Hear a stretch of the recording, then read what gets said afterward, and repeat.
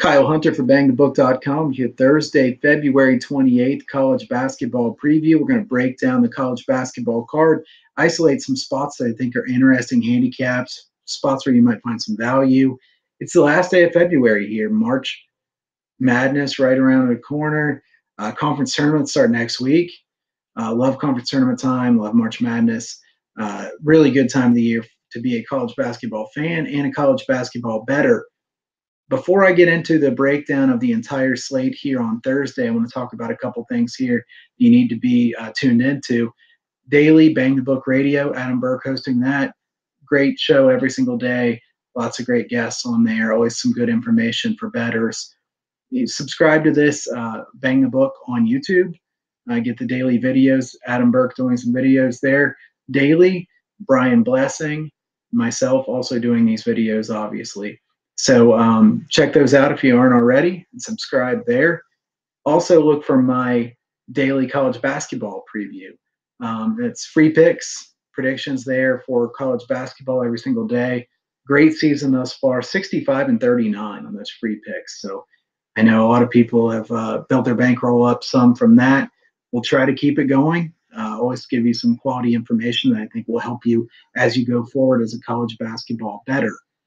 One other thing I want to say before I break down the games for Thursday's slate here, keep in mind that it's late season, regular season action now for college basketball.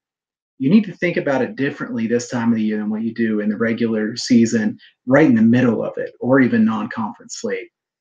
It's very different in college basketball this time of the year. Laying big prices with favorites is not a good solution when you're in the non-conference slate or early in the regular season, even in conference slate. But you get to the very end of the season, laying the price with big favorites has been very profitable. So don't be afraid to lay a big number, especially if you think that the other team is just kind of giving up for the regular season. They're ready for either conference tournaments or they're just ready for the season to be over with. That's certainly been a good angle. One other thing I want to point out is that you get these games between two teams that have very little to play for at the end of the regular season. Those have been good spots to play overs, especially if it's a low number and that team is usually not involved in that many high-scoring games. Usually their games are a little bit higher at the end of the season. You can find some extra value on the over in spots like that. So I want you to keep an eye out for things like that here as we go through this, the last week of the regular season for some of the smaller conferences. Next week will be the last week of the regular season for a lot of the bigger conferences. So keep an eye out for those things here as we go forward. And now let's look down through a few of the games here for February 28th slate. I'm going to start with Minnesota and Northwestern.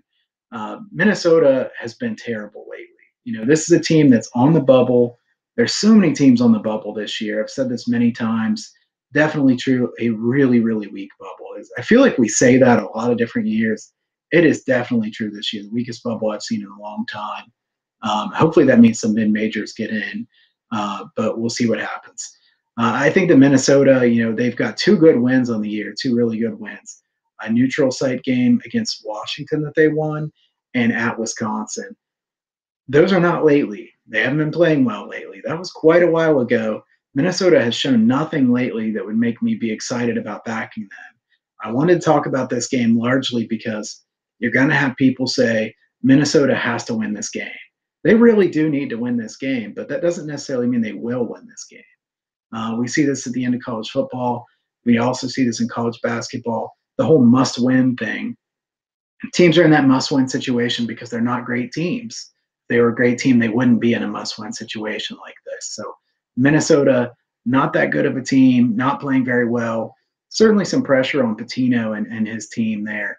I think Northwestern's been disappointing this year, but Northwestern's still been fighting and has been close in a lot of these games. I think Northwestern's likely a favorite here, maybe a point or so.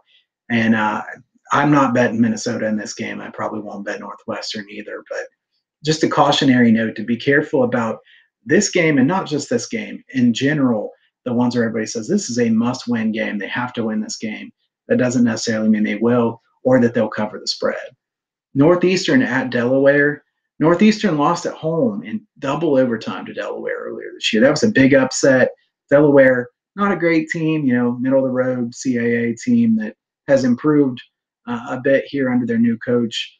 The last couple of years, they've improved. But this is a Delaware program that, they try to stall the game out. They try to keep it low scoring because they don't have the firepower that a lot of the other teams do in the CAA.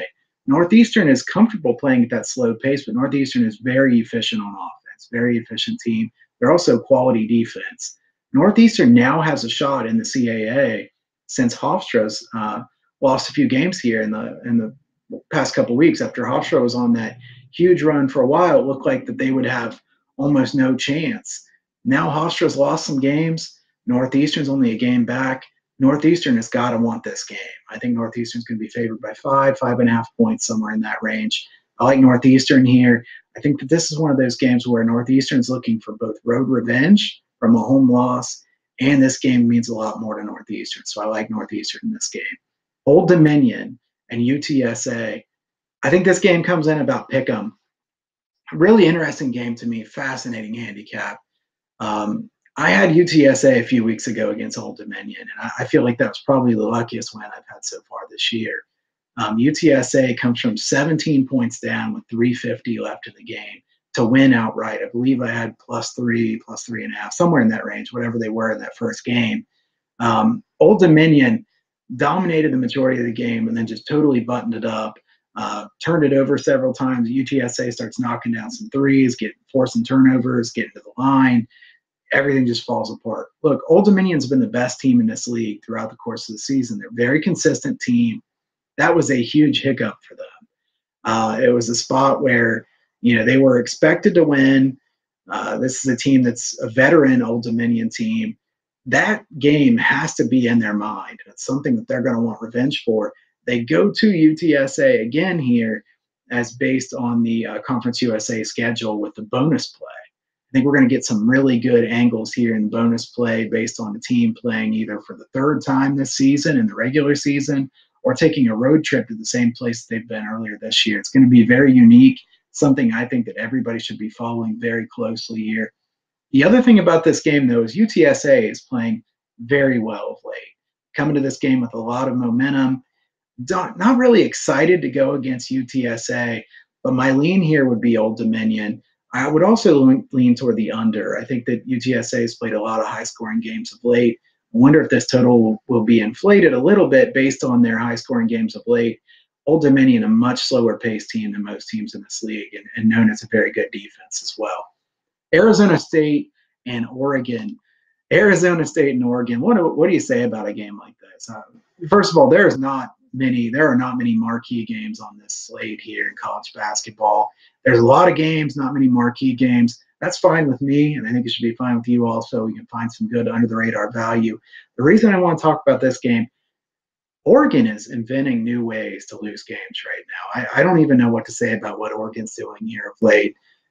They should be better than this. I still think Altman is a good coach for Oregon. I don't know if there's some chemistry issues or what's going on, but Oregon's defense has overall been solid this year, but it's let them down in some of the closing moments in these key games that they've had to lead.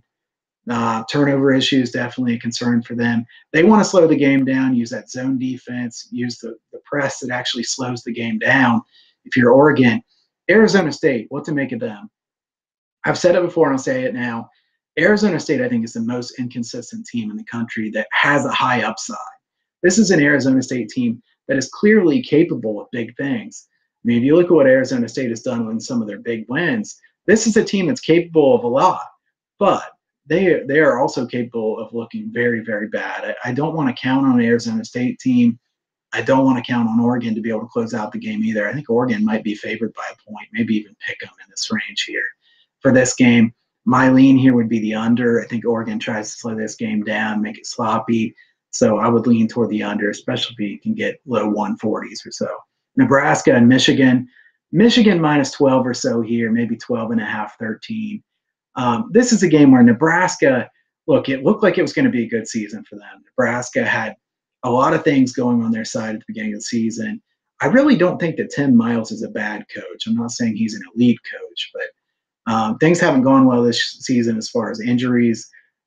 Nebraska has totally fallen apart and their confidence is gone. Certainly you could say that, Miles needs to be able to help them turn that back around as far as their confidence. That's a fair critique, but I think that Nebraska's team right now is very prone to getting blown out.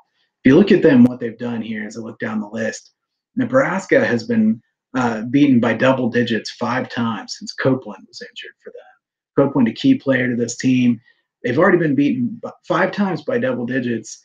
Michigan, clearly one of the top teams in the Big Ten. There's no doubt about that. Michigan coming off that disappointing loss. I think this is a blowout spot here for Michigan. I would not be surprised if this one gets ugly. Think, too, that this is one of those games that it's going to be a double-digit favorite. It's one of those spots where I'm not suggesting that Nebraska has quit on the season, but I am suggesting that this team is heading in the wrong direction in a big way. Michigan due for a bounce back here, whether it be this game or coming up pretty soon. I think Michigan will show that they are a very good team. Florida Atlantic and North Texas, the last game to talk about here. North Texas, probably in the -9 range. North Texas, a ton of injury concerns. This is a team that started out the season really well. They have a good coach in McCasland. I'm high on the North Texas program as a whole. They haven't played a tough schedule, and that's certainly the knock on them. And the other thing is, a lot of their key players, even the guys that are playing now, are not 100% healthy. So I'd be very cautious about laying a big number with this North Texas team. I think this is a team that still has potential if they can get healthy in time for the Conference USA tournament. But right now, not a team I'd be wanting to lay a lot of points with. Florida Atlantic's also been a team that has been very inconsistent, capable of pulling both big upsets and also capable of losing in pretty epic fashion. So this is a game I'd either want to take Florida Atlantic plus the points, or I'd pass. Maybe even Florida Atlantic money line is a very small play. And I'm not saying I think Florida Atlantic will win this game. I think this is one of those games that could be closer than what would be expected. And you'll obviously be getting a big price on the money line. I also think if you're betting underdogs this time of the year, I think it makes sense for there to be a play partially on them ATS and partially on them money line wise, because there certainly are a lot of upsets this time of the year. I think it's inconsistent time where there are some massive blowouts, but there's also some pretty big upsets. So there's a lot of variance this time of the year, some tight lines. Keep that in mind as you bet college basketball here down the stretch. If you haven't already followed me on Twitter, follow me at Kyle Hunter Picks on Twitter. Follow Bang the Book at Bang the Book. Subscribe to these videos on YouTube so you can get alerted each time that one of these videos come out. You can also check out my daily article there for bangthebook.com, the college basketball daily article.